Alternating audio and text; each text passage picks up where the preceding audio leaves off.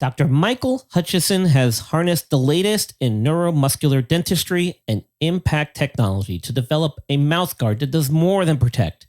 It enhances. NeuroGuard Plus isn't just a mouthguard. By focusing on the jaw's physiological position, it provides an added layer of neuroprotection, significantly reducing the risk of sports-related neurological injuries. All athletes should be using a custom mouthguard designed to their bite position. NeuroGuard Plus was created as a means to maintain your physiological jaw position regardless of your bite. The appliance is designed to optimize your upper-lower jaw relationship to improve your strength, your balance, your oxygen intake, and drastically lower your chance of a concussion. Independent studies have shown that the NeuroGuard Plus will provide you with improvement to both upper and lower body strength. The same improvements were not present with a common mouthguard. Over 6,500 athletes have used the NeuroGuard Plus. Dr. Hutchison is happy to say that the amount of diagnosed concussions is 0.2%. The NeuroGuard Plus offers athletes, coaches, and parents an advantage to keep their players safe on the field. If you or your child actively participates in athletics, they need to be protected from the dangers of repetitive head trauma. Get your NeuroGuard Plus mouthguard today. Click on the link and use code ILPSports for 10% discount on your purchase.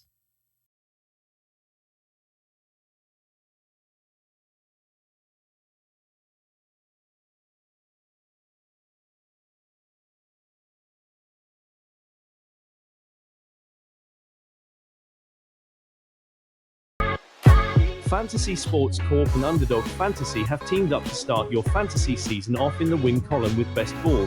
What is Best Ball? It's quite simply the easiest way to win. No team management, no trades, no waivers. It's their biggest contest ever and it has only gotten bigger. You simply have to sit and win. You don't even have to set your lineup. Always get your best score every week. Just enter a contest, draft your team, and Underdog will do the rest. What could make this even better? How about free money, up to $100 using our exclusive promo code? Go online now and use the promo code InjuredList to double your deposit up to $100. You tell them Gingerbread sent you. Good girl.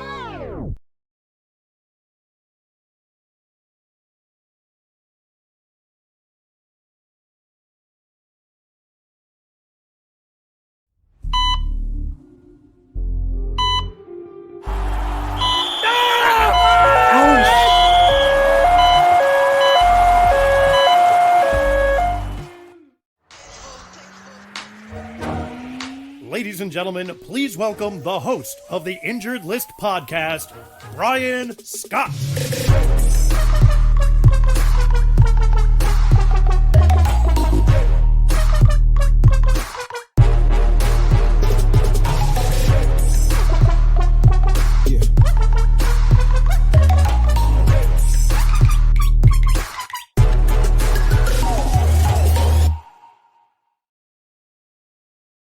What up? Brian Scott, your host, the Injured List podcast.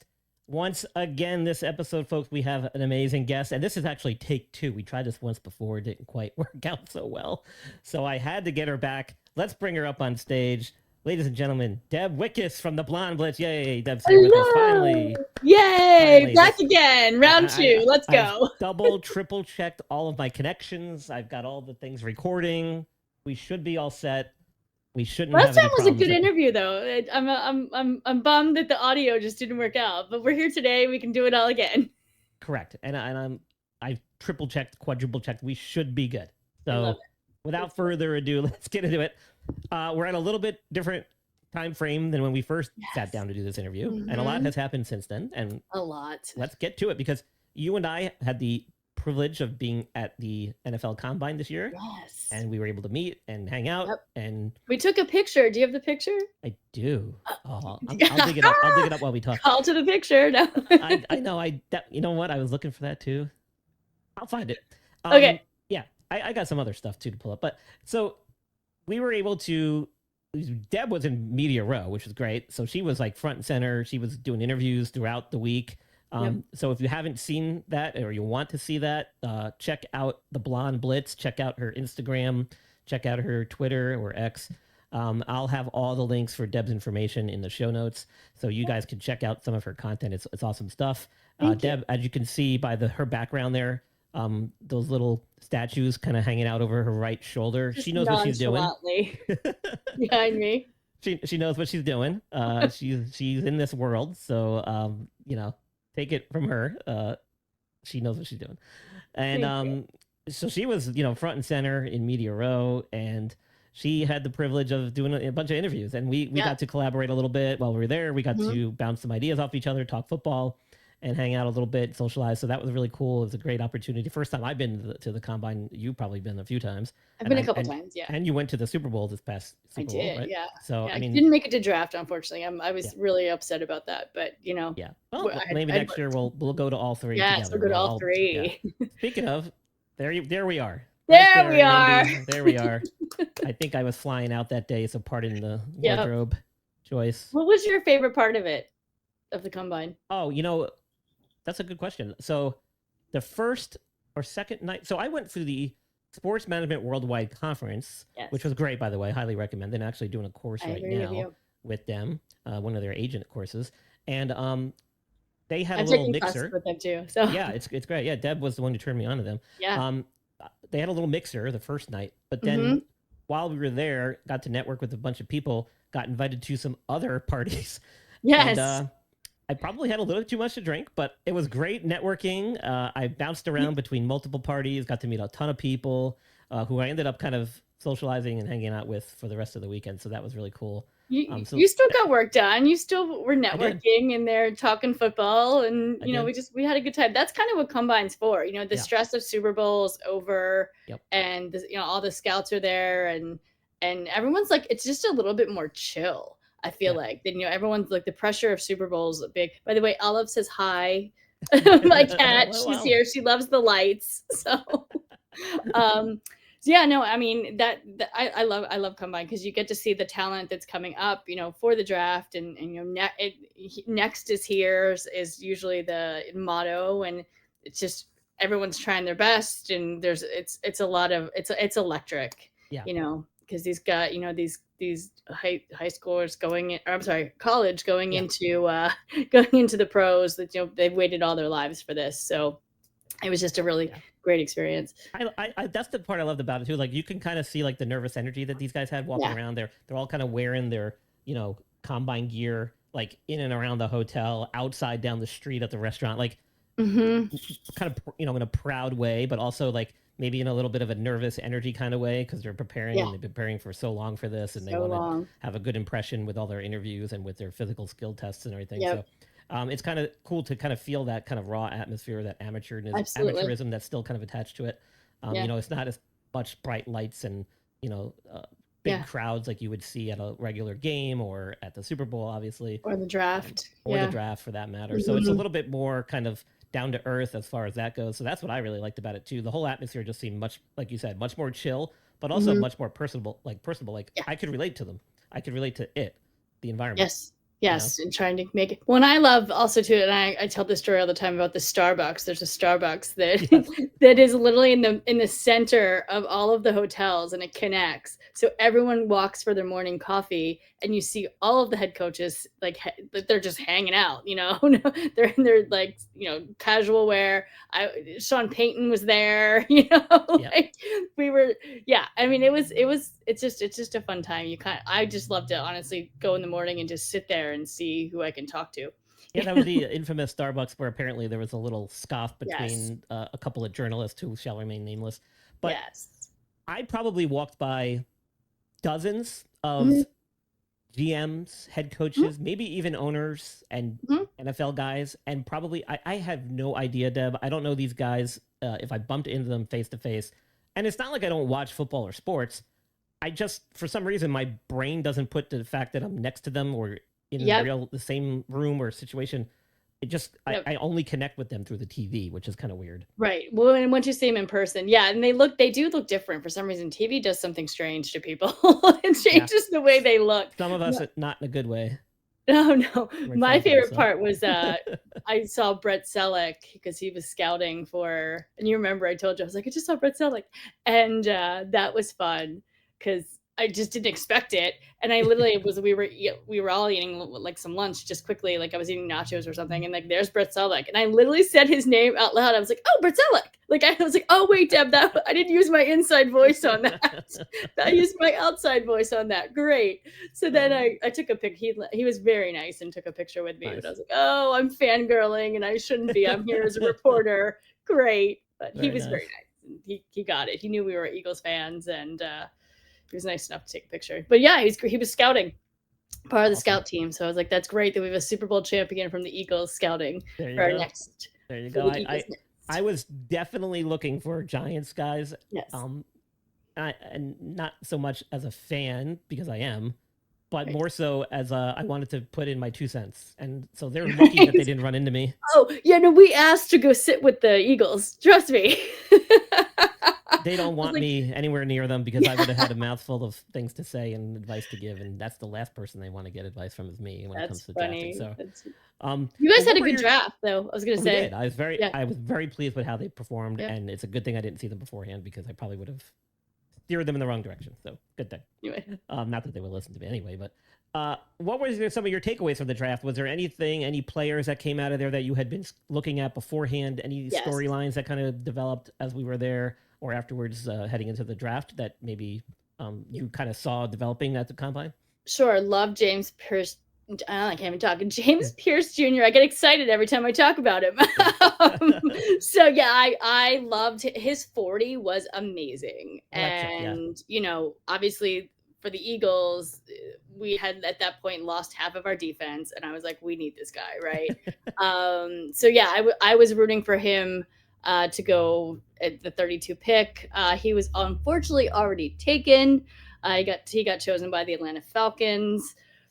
So that didn't happen. I also really liked Nick Emenworthy, and I was hoping for him as well, but that didn't. I don't remember where he went. But yeah, those were two of the guys that I really liked that I was hoping that would go to the Eagles. And I'm happy with Campbell though. I'm really happy with who the Eagles picked. And yeah, I mean Campbell, and then also we got Andrew Mukuba, who's a safety out of Texas. And they continue to add depth in the defense, Ty Robinson, DT, Mac Williams, Mondon, a linebacker from Georgia. Always gotta love Georgia, love Bama. So, and then I also liked Jackson Dart. That was I'm loved okay him. With that. I loved him. And I actually said he was going to go. I called it. I said that he was going to go before Sanders.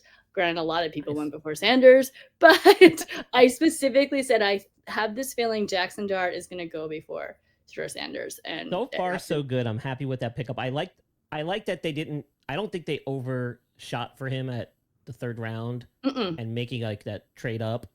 And you guys have Carter too, right? He was the number 3. I mean, number 1 pick in the draft, as far as I'm concerned. Running back out of Arizona, Scatterborough, who like late, and I didn't even think he would be available. So they filled a lot of need. They got some good players, and the Jackson Dart thing. I mean, he's done nothing but impress everybody. I was impressed by him, and I actually had to leave during the quarterback, but I watched him just as for warm-ups, and I had my eye on him from the start. I was like, I don't even know if I don't think Cam Ward did on-field activities, so I didn't get to see him throw. But yeah, Jackson Dart, I was like, I like this kid. But yeah, I remember we were obviously Abdul Carter, who you guys also got. There was that whole kind of drama about the foot injury. Yes, he had the foot fracture. You and I talked about it at dinner. Yep. About and you had said it's not that bad of an injury.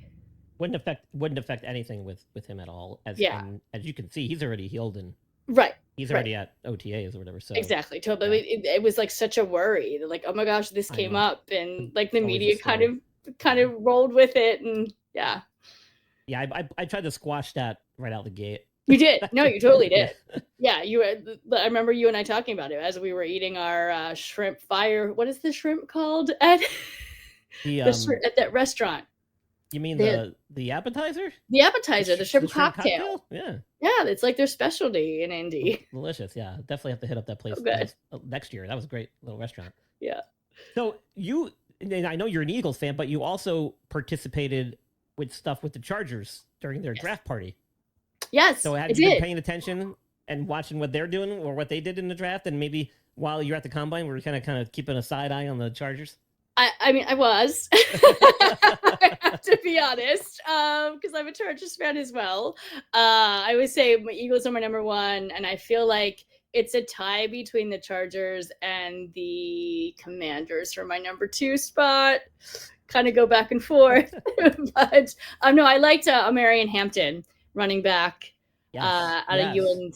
UNC, yes. That was their pick 22 for the Chargers. Interesting though, because when it was picked, I was watching with a friend and I looked at him and I go, I'm like, a running back. I'm like, need some wide receivers. Well, Justin Herbert needs someone to throw to, right? I mean, Ladd McConkey. They got a guy last year, I think, who's going to probably step up. I can't remember his name off the top of my head, but we all know that Harbaugh loves the run game, so it makes sense that they picked a running back first, and then of course their second pick, their pick 55, went to Trey Harris, who's a wide receiver out of Ole Miss, and then they went DT next, but they picked Keandre Lambert-Smith as well, another wide receiver. That was their 5th pick.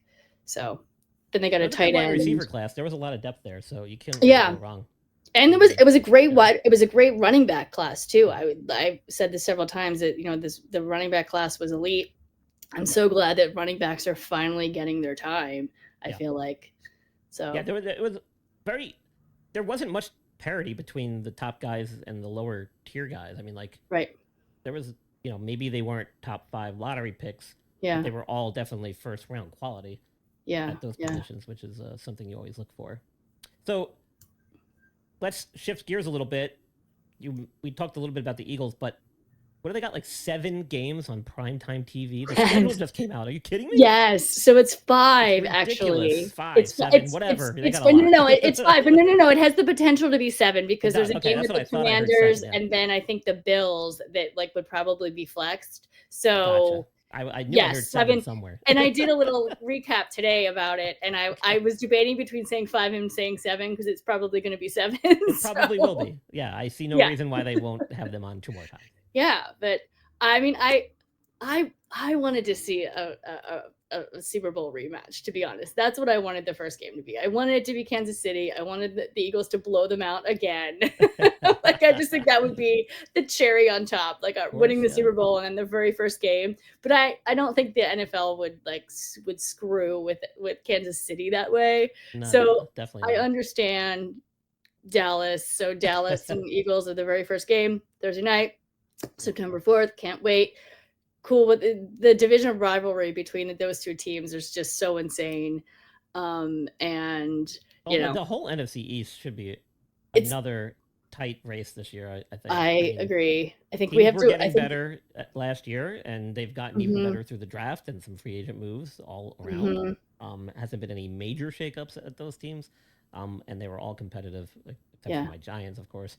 But the Giants, I mean, I feel like the Giants have a chance. I don't know. I'm not in love with Dable, to be honest, but we'll see what I don't Russell think does. it's as much Dable as it is their GM. Yeah. Although you can't put that all on him last season because that was a major drop off from the year before, I don't know. And I don't know how you right that ship, Maybe the quarterback position was the thing. Maybe that really you have Russell Wilson and you have Jameis Winston. Correct. And that'll turn a locker room around. So maybe that's what they needed, Yeah, I mean Jackson Dart's going to sit for. We all know he'll sit behind both of them. But I mean, we'll see. I think NFC East is going to be a tight one this year. I think it's Eagles, Commanders. I'm excited to see what the Giants do because I have obviously so many friends that are Giants fans and they were just distraught last season. Yeah. Oh yeah, and it's hard. It's hard to watch. Yeah. So and I'm Dallas. I mean. Right. I mean, and as far as Dallas is concerned, I as a fan, I'm like, screw Dallas, but as a reporter, I actually have to be Switzerland. So I'm fine with Dallas. Yeah, I hear you. Yeah. So what's going on with the Blonde Blitz? Tell us a little bit more. What are we like? Is this like season 2 for you now? Season 3. Kind of like season 3. All right. We're coming up on season 3. Wild, right? So I know you and Ben Troop, former tight end, right? The Titans, the Buccaneers and the Titans. Bucks, yeah. I know you guys have done a lot of stuff together, and he's continuing to work with you on the show, and you guys always have some great content. What do you got planned? What have you done so far heading into this new season of NFL football coming up? So, I mean, we're all excited. We're having everyone back. We're probably going to start during training camp, during kind of preseason. So we'll be on that Sports Podcast Network, obviously. We also, yay! We also got picked up during Super Bowl on two TV streaming networks as well. So Blonde Blitz will also be on Onstage Plus, a streaming network, as well as DBTV. So yeah, we're going international with I mean, I guess YouTube is international as well, but sure. Absolutely. So no, we're excited. Ben will be back. I'm literally interviewing a bunch of. I'm going to make the show a little bit more women focused this upcoming season. I'm talking to some great and talented women, sports reporters, fantasy analysts, sports betting. Alex White will be back. Talking to a couple of women comedians as well. Hoping to have some more guest stars. Obviously, I'll do a bunch of interviews with women, with men, with former NFL players, with current NFL players. Looking to add some more segments. We might do a tailgating segment. I'm actually talking with a chef who works with NFL players right now. And yeah, just if you guys as the audience, if you want to if you want to see anything next season on the Blonde Blitz, let me know. If you have any ideas, I'm open. I want to change it up and want to have it to be a safe platform for women to come and talk sports. Might try to do some type of football tutorials in there as well, maybe. So yeah, just kind of brainstorming different segments and. The interviews are my favorite. And Shay Holland will be back, of course, HGTV TV designer to the star. She's very excited. I talked to her today. Nice. And yeah, just planning and kind of brainstorming, how we can even make the show even better this season. And I'm sure we'll be seeing you cameoing on a couple of other shows on that Sports Podcast Network as well. Yes, of course. I'm around all the time. This one included when we put it out. And DSS Fantasy, I'm sure you usually make a cameo or two on their show. Yeah, and we'll obviously have you back as well. We loved your injury throughout the season. I think that brings a lot of weat content to the show as well. So I got some people I think I'll send your way. I think I got somebody who would make a great guest on your show if you're going to head toward that kind of women mantra there. I know a particular female who was a former professional women's football player. Great guest. Okay. If you haven't already interviewed her, because you know everybody, so it's hard to find somebody you don't know or haven't interviewed probably. Thank you. All right, so where do we go here, Deb? We touched a little bit on the draft. We touched a little bit on the combine. We've kind of previewed your take on the Eagles for the season here. We talked about the show. What about you, Deb? What's going on with you? I know you've got a lot on your plate. You wear a lot of hats. I do. You're totally in this whole world of media and press and sports. Any big projects you're working on? Anything we can look forward to? It's an interesting time in media right now, to be honest. And I'm glad that I still do unscripted work as well, because got to pay the bills. And I do, and I do sports as well. So I just started doing, we're starting up back. It's I Crime with Elizabeth Vargas. So I start that in next week. I'm a co-executive producer on that project and love Elizabeth, and she's super talented. And yeah, it's basically I Crime. It's a syndicated show, half-hour daytime. Check your local listings. And we're going on season 4 of that. And yeah, so basically it's a crime clip show. Cool. And we just show, a bunch of clips of and Elizabeth voiceovers, what's going on, and we love it. It's a super fun show. I love the true crime space. And also I'm working, I do BKB bare knuckle boxing. Oh, nice. So that I'm in the sports space with boxing as well. Sometimes I say it's not bloody enough for me, but it's pretty bloody. Really? So I was gonna say, it's great. I love the energy. BKB, it's called the Trigon. So the fighters fight in a trigon. It's not like a 4 square, it's a 3. So a lot of knockouts, a lot of excitement, and I have a lot of fun. I do some editing work for them. And I've been doing just a bunch of content creation work, to be honest, too, like in the sports world, as well as, just regular brand products. So my life stays interesting, that's for sure, and busy. Yeah, well, you put out some great stuff. I think once everybody has a chance to check it out, they'll agree. You had some great clips from the Chargers draft. Oh my God, that was cool. And to your point of the draft party, I showed up and it was amazing because I do a lot of rescue work, pet rescue work. Yeah. And I have I'm a foster mom. I've had probably about 50 kittens come in and out of my house in the last 10 years. I've also fostered some dogs here and there where I can. And I walked into the draft party, and who knew there was a bunch of the rescues I had worked with in the past were actually there, and they were adopting dogs out, which was a brilliant idea.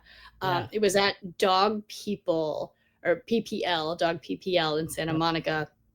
And so we went in, they had a bunch of stuff. They had, interviews with players. They had the draft playing, they had music, they had cocktails, they had swag.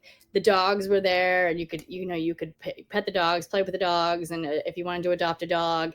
And then they had a pup kit where you could put together a kit, like a homecoming package for the dogs, which was just so special. And you got to write a little card like, congratulations on your adoption, welcome home. Cool.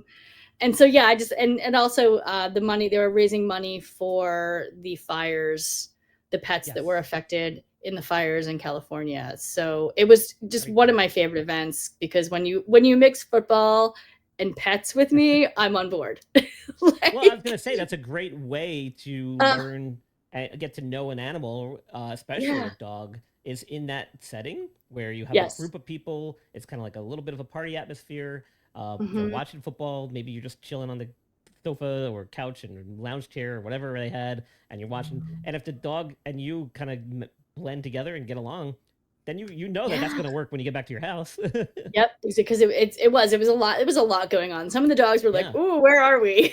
But they got used to it after a while. But I think it was the LA City shelters that were there, the county shelters, and then the Pasadena shelter that specifically took in a lot of the fires dogs that had lost their homes from fires or were lost during the fires. So it was just a really special event. I honestly wanted to stay the entire day. I unfortunately couldn't, because I had a friend's gender reveal that I had to get to, so I only stayed for a couple hours. But I wanted to really see Loud McConkey. I wanted to get his interview, but unfortunately he was last. I was like, oh. And then Amarian was there as well, and I wanted to get his interview too. But it is what it is. Life happens. Yeah, that's for sure. Yeah, it goes by quick too. Well, all right. Thank you so much for coming on the show, guys. Don't forget to check out Deb, host of the Blonde Blitz, at Sports Report Deb on X, and follow her on Instagram and all her other social media stuff. Look for her. Oh, that's the wrong one. It's okay. I got this one here. There we go. That's the right one. That Sports Podcast Network. Deb, when are you doing? When is the show? Is it Wednesdays? So it's Wednesday nights. We do it live. It's 5 p.m. Pacific, 8 p.m. Eastern, and then it's going to run on Stage Plus as well as DBTV on Saturday mornings. So late mornings, you can catch it there too. And will that be a replay of the week? Correct. Show from the earlier in the week. Nice. Correct. So if you don't catch it Wednesday, you can catch it Saturday mornings. Yep. Awesome. And I'll be coming out with some merchandise too. I'm excited for that. We've got some great sponsorships coming up. I'm announcing those shortly. I actually just taped one today. So just www.theblondeblitz on IG, at the Blonde Blitz, at Sport Report Deb, and guys, reach out to me too. I love talking to everyone. I'll talk football anytime. Nice. And I'll have all of Deb's information in the show notes. So guys, don't worry. All those links that she mentioned will be there. Thank you. So get in touch with her. Deb, thanks again for joining the Injured List podcast. Guys, thanks for tuning in. Your host, Brian Scott. Stay safe, stay healthy, and most importantly, stay active. Yes. Thanks, Brian. Thank you.